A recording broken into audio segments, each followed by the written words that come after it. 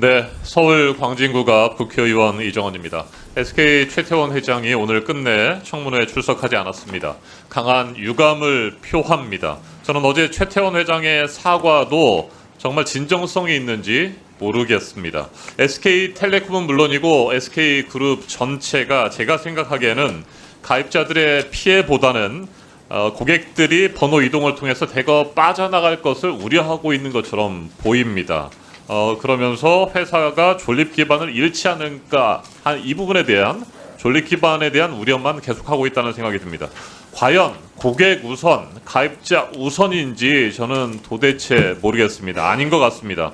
SKT의 손실과 존립 기반 붕괴만을 우려하고 있는 SKT와 SK그룹에 대해서 우리 국민들은 여전히 분노하고 있습니다. SK텔레콤은 지난 3주 동안 국민의 신뢰를 크게 잃었습니다. 무거운 책임감을 유영상 대표께서는 느끼셔야 합니다. 느끼고 계십니까? 예, 그렇습니다. 네, 지금이라도 피해자인 고객의 눈높이에 맞춰서 실효성 있는 대책을 반드시 내놓아야 합니다. 이번 사태 전반을 돌이켜보면 저는 SKT가 국민적으로 지탄받는 결정적인 이유는 소 잃고 외양간을 고쳐야 하는데 외양간도 제대로 고칠 생각이 없어 보인다는 것입니다. 늑장 대응하고 소통도 부실했고요. 지난 청문회에서 제가 유심 보호 서비스 자동 가입 조치를 강하게 촉구했었는데 그때 어떻게 대답하신지 기억나십니까? 통신망이 다운될 수 있다.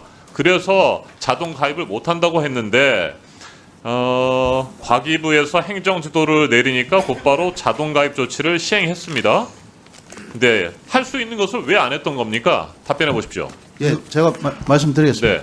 네. 예, 그 다운될 수 있다라고 말씀드린 것은 초기에 2,500만을 대상으로 한꺼번에 저희가 일괄 가입을 시켰을 경우 이 데이터베이스가 꼬여서 어떤 일이 일어날지 모른다라는 기술적 판단을 했기 때문에 초기에 그렇게 할 수 없었고요. 그랬던 것인데 순차적으로 하니까 되더라 이 말씀 아닙니까? 예, 그래서 의원님께서 네, 그때 바로 그 말씀을 제가 드리고 주셔가지고. 싶은 겁니다. 예, 예.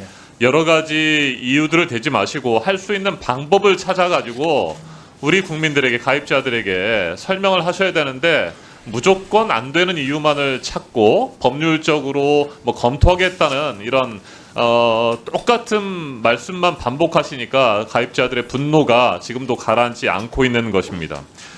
지금 남은 주요 쟁점 번호 이동, 위약금 문제입니다. 유상임 장관님, 지난 청문회에서 과기부도 번호 이동, 위약금 문제와 관련해서 내부 법률 검토를 하신다고 했었고 다음 날 5월 1일 위약금 면제 행정 지도를 내리신 바가 있죠? 네, 그렇습니다. 네. 정부 측의 법률 검토는 그래도 어느 정도 끝났다 이렇게 볼 수 있습니까? 아니 뭐 어제 아침에 네. 이제 결과를 좀 받았고 그 결과가 이렇게 아주 명확하지는 않습니다. 그래서 이것을 조금 더 우리 지금 민간 합동조사단의 결과를 봐야 어떤 결정을 할 수 있는 그런 상황이라고 말씀드릴 수 있고요.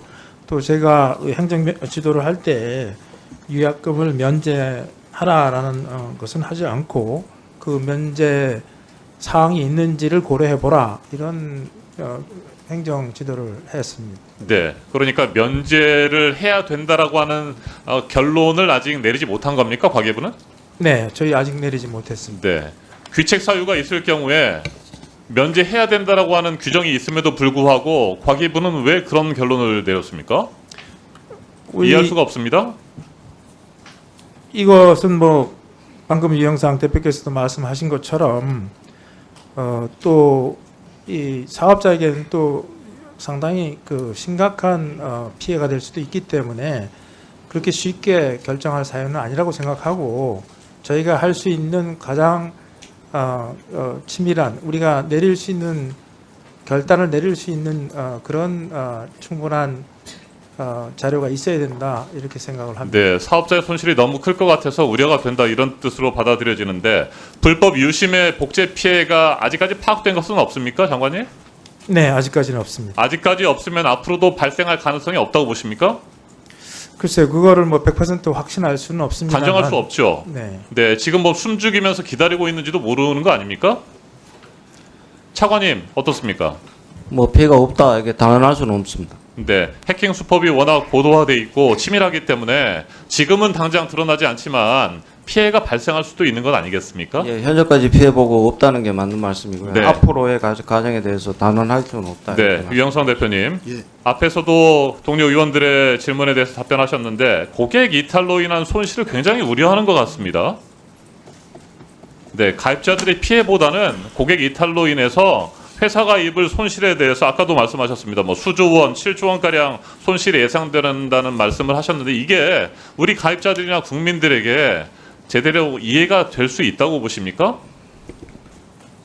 답변해 보십시오. 가입자 보호에 대해서 지난 청문회 이후 최선을 다해서 진행을 하고 있습니다. 그래서 유심 보호 서비스를 저는 어제부로 전 고객 2,400만 고객을 대상으로 다 가입이 됐고요. 뭐라고요? 2,400만 고객을 대상으로 유심 보호 서비스 가입이 완료됐습니다.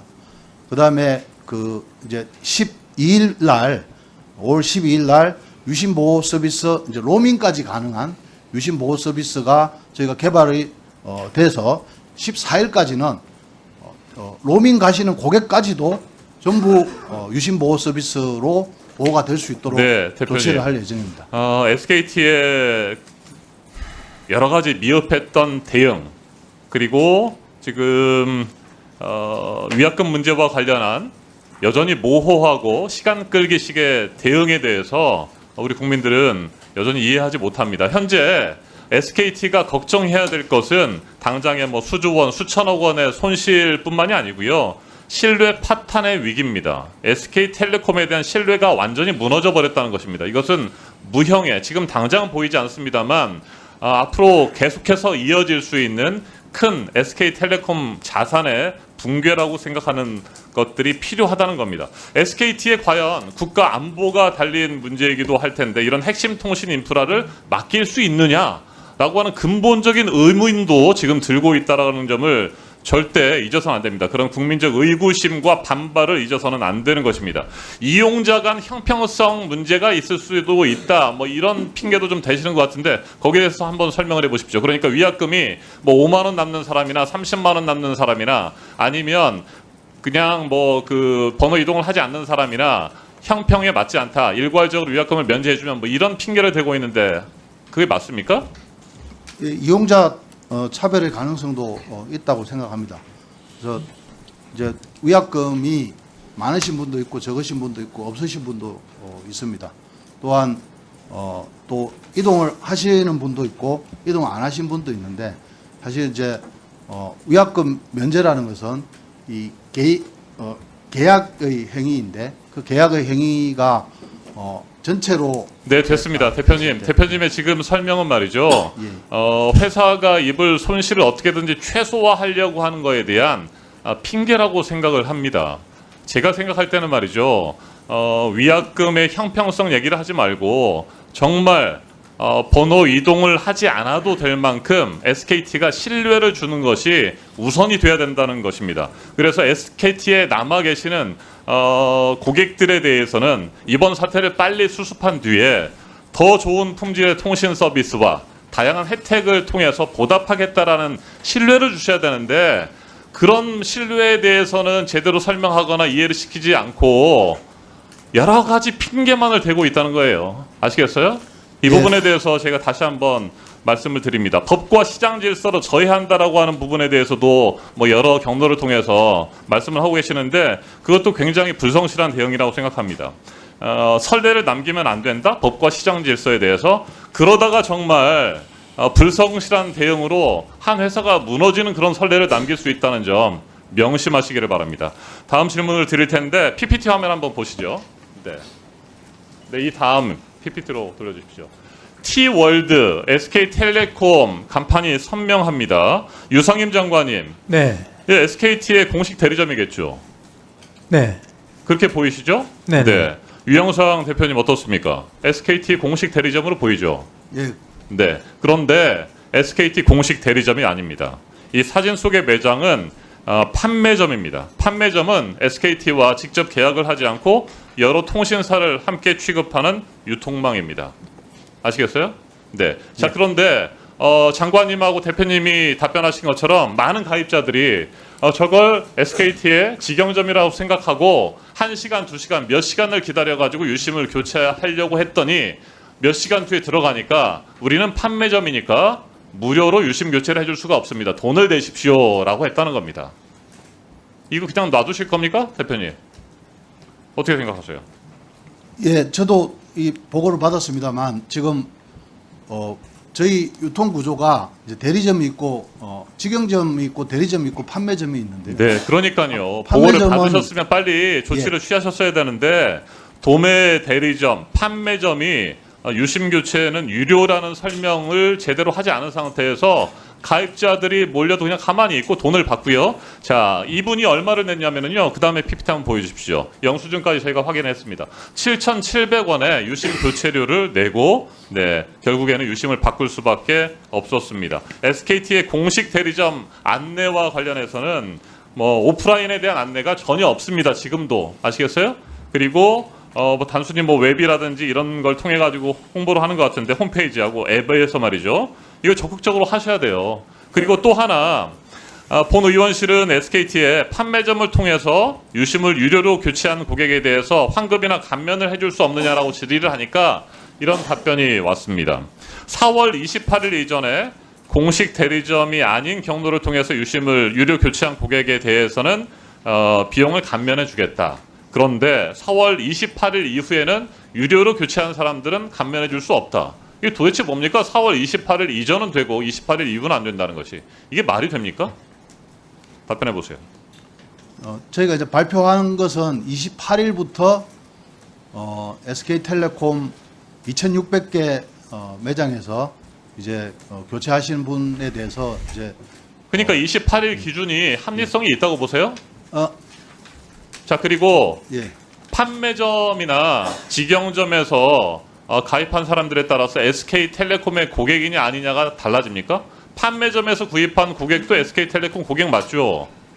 예. 그렇죠. 예. 네, 그러면 유심 교체를 무료로 해주는 것이 맞고, 그리고 만약에 돈을 냈다고 한다면 돌려주는 것이 맞지 않습니까? 4월 28일 기준으로 해서 그걸 나눈다라고 하는 것은 그건 이해할 수 없는 겁니다.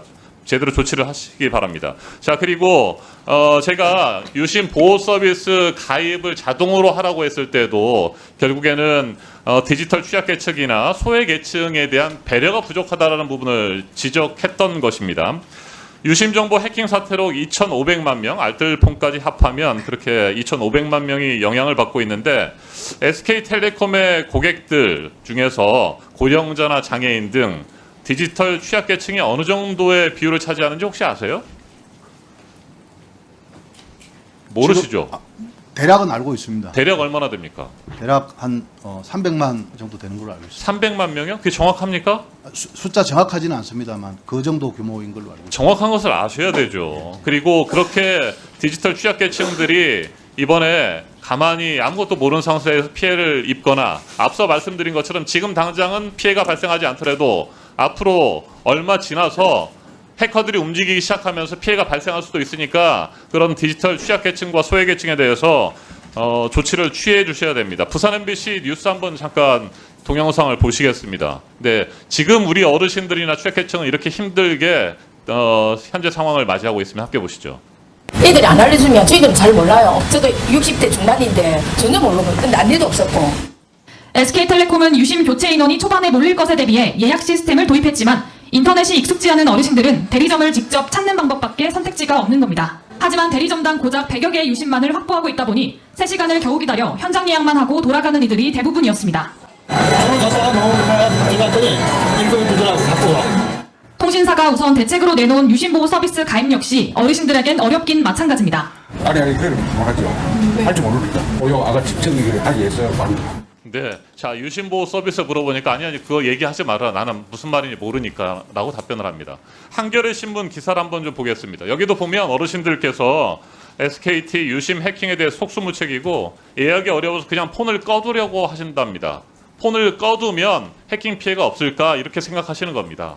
네, 그것도 아닌데 말이죠. 자, 그래서 저는 이런 어르신들이나 장애인들을 위해서 SK텔레콤이 고령자나 장애인들 취약계층을 위한 찾아가는 유심 교체 서비스를 좀 해야 된다고 봅니다. 300만 명이 됐든 뭐 500만 명이 됐든 이분들을 찾아가서 이분들의 유심을 좀 직접 교체해 주거나 아니면 택배 서비스를 통해서 또 택배 서비스를 하시는 분이 교체를 해주도록 한다거나 이런 적극적인 취약계층을 위한 노력이 필요하고 그런 것들을 통해서 가입자들, 고객들의 신뢰를 회복하려고 노력하셔야 된다는 겁니다.